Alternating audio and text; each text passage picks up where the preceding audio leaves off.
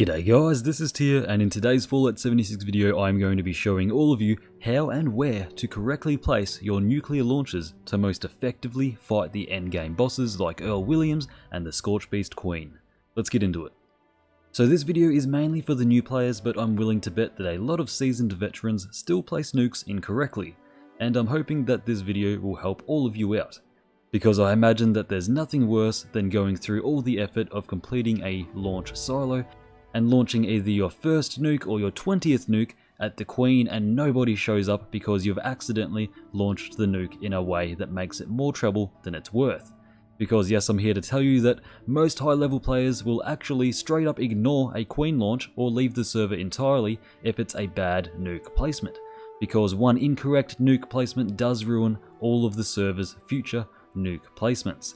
So before I show you how to do all of this correctly, I'll firstly give you some examples of what not to do. Let's start off with the Scorchbeast Queen over at Fissure Site Prime. So basically, to spawn in the Queen with a nuke, you only need to make a small portion of the nuke zone hit the Fissure Site Prime location. You don't need to encompass the entire area with the direct impact of a nuke zone. Doing things like that and doing launches like you see on your screen right now are 100% considered to be bad nuke launches, for the simple fact being that nobody wants to fight an endgame boss in a nuclear rad zone. It's just a whole extra level of inconvenience in an already challenging and sometimes frustrating event that could be entirely avoided with a properly placed nuke launch. Secondly, we have the Wendigo Colossus boss named Earl Williams over at Monongah Mine. Now this one isn't that big of a deal since you could just fast travel directly into the event itself, avoiding the nuclear blast zone entirely. But the problem isn't with getting in, it's when you come out. See, if you play the event till the very end like you're supposed to and get forcibly ejected outside of the mine when the cave collapses, after you kill Earl obviously, then you will be relocated at the front entrance of Monongah Mine.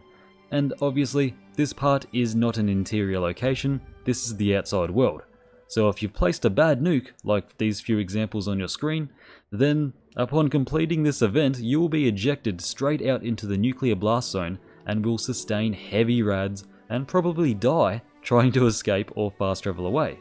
Like I said, this one's not a big issue, but it's worth touching on in this video, and in my opinion, it is worth explaining how to avoid this happening.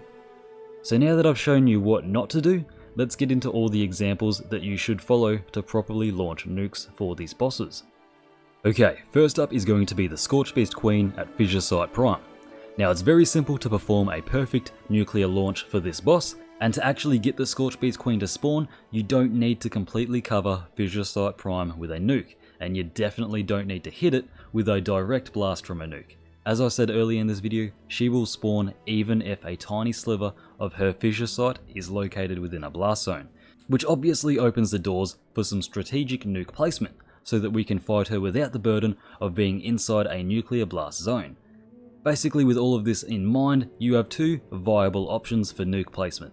You can either, number one, place the nuke zone as far as you can into the bottom right corner of the map, covering Forward Station Delta and the overgrown Sundew Grove, leaving drop site V9 to be completely uncovered by the nuke zone. This will be where we will fight her. Or, number two, you can do the complete opposite and completely cover both drop site V9 and the Glass Cavern, but leave Forward Station Delta to be completely unharmed and uncovered by the nuke zone. Both are very viable options for a Queen fight, and I'll go over exactly why for both. So basically, first up, if you're choosing to launch for the drop site V9 variation, I recommend that you try and place the direct middle of the blast right here on the center of this grid right here where I'm looking. This placement will be perfect for our needs and will leave a large open battlefield for us to fight over drop site V9.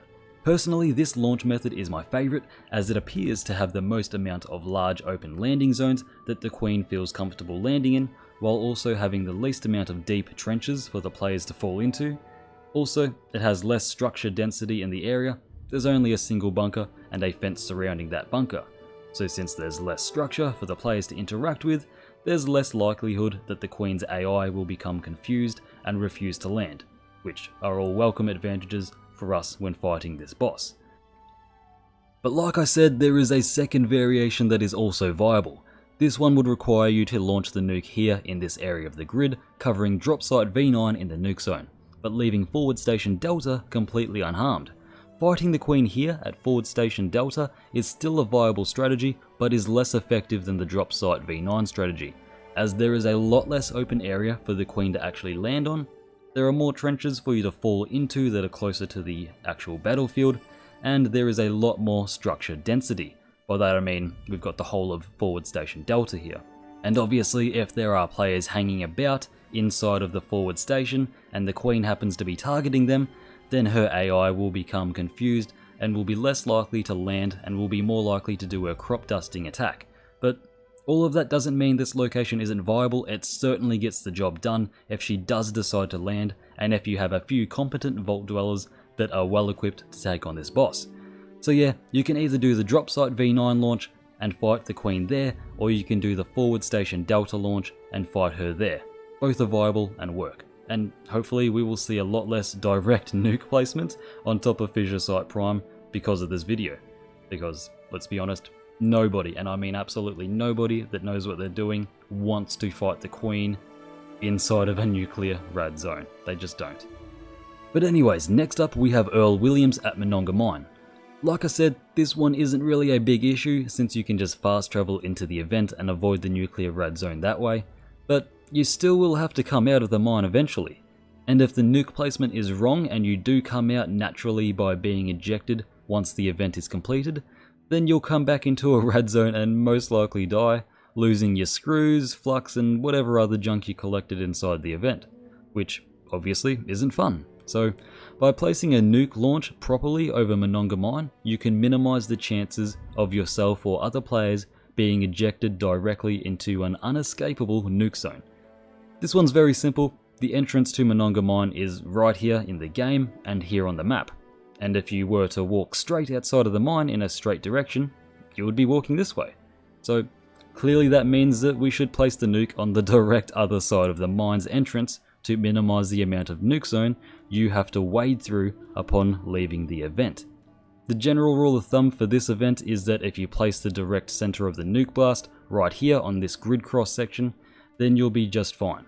Everything will be perfect and you can just walk a few meters forward upon leaving the event, and you won't have to worry about scrambling to fast travel or sprinting out of a nuke zone in a hurried panic. So in summary, we have right here the correct nuke placement for the drop site V9 Scorchbeast Queen fight, then we have the correct nuke placement for the forward station Delta Queen fight, and then finally we have the correct nuke placement for the Earl Williams fight. I hope you all have learnt something from this video. If you know someone or a group of people that launch terrible nukes or maybe need someone to show them the ropes, be sure to share this video around, and hopefully we can see a lot more efficient nuke launches being sent around Appalachia. And if you don't know how to actually launch nukes, I've already made a video on that right here, but I plan on updating that video with a more precise and straightforward video in the future, so be on the lookout for that. Anyways, that's going to do it for me. A massive shout out to all my current Patreons. Thank you all so much for your continued support on the channel. If you'd like to have your name at the end of each video and some other cool bonuses, be sure to check that out in the description along with my other social medias. And be sure to subscribe and like the video if you enjoyed. I've been Tia, and I'll catch you in the next one. Welcome to Valhalla.